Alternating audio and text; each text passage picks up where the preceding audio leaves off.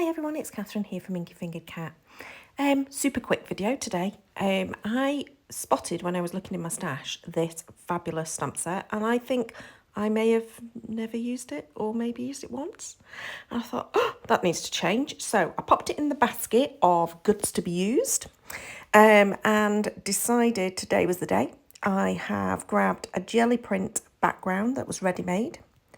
And I'm going to keep it really simple, and I am literally stamping it in black and then adding clear embossing because the VersaFine is a pigment-based ink anyway, but it really does stay a little bit wetter because of the fact that it's onto the painty background, and it almost does a little bit of a resist, so it stops it from drying immediately.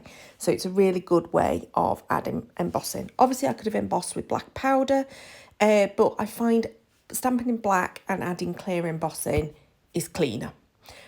Black powder has a tendency to grab, and I didn't even bother using the embossing buddy on this one, but it does have a tendency to grab, and therefore you end up with speckles where you don't want them. Now, after I'd stamped my beautiful hummingbird, I then took that sort of like circular dotty line stamp. I don't know what it is, just a fun, funky background stamp, and added that just to the edges in a couple of places. And then I took the same stamp set, the same sentiment that's on it, and I just added that with black onto white cardstock. Now, I did stack it up a little bit because it's quite thin cardstock, so I just Pritt sticked two sheets together before I cut it out. And then I'm cutting it in a kind of wonky way because it's kind of a wonky sentiment, if you know what I mean. It's a hand-drawn edge, it's not straight, so I'm kind of going with the flow with that.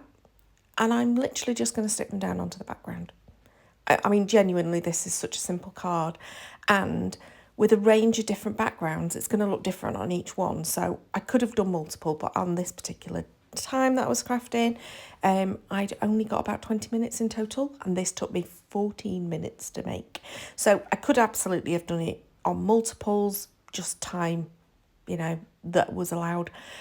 So I'm going to keep this in the basket because I'm probably going to do the same with some other backgrounds that are in my stash. You never know. It might end up, probably won't video those, I'll probably just pop them in the blog at the point where I've made them. So I decided, because it was quite a dark background, the background is sort of like greys with a red. It's a bit of an odd one really, the colour that I'd chosen for this, and it's a floral kind of mandala type stencil background. So it's quite subtle, the pattern in it, and it's quite kind of neutral and a bit grungy, which I thought worked with that sort of like splattery background.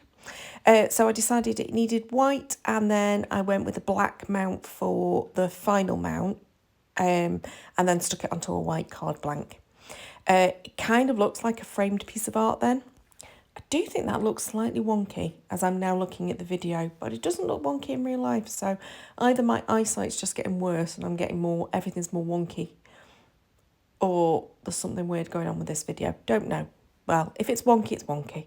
It's handmade, not Hallmark, as they say. So I did add some white card candy just to embellish, and then called it done.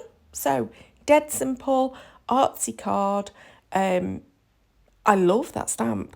That hummingbird is just gorgeous, and it was nice to do something a bit different, and good to get one of those jelly print backgrounds used up. Hope you enjoyed. Please do give me a like if you did. Comment below. Do you own these kinds of stamps? I'd love to see what you do with them. And until next time, bye-bye.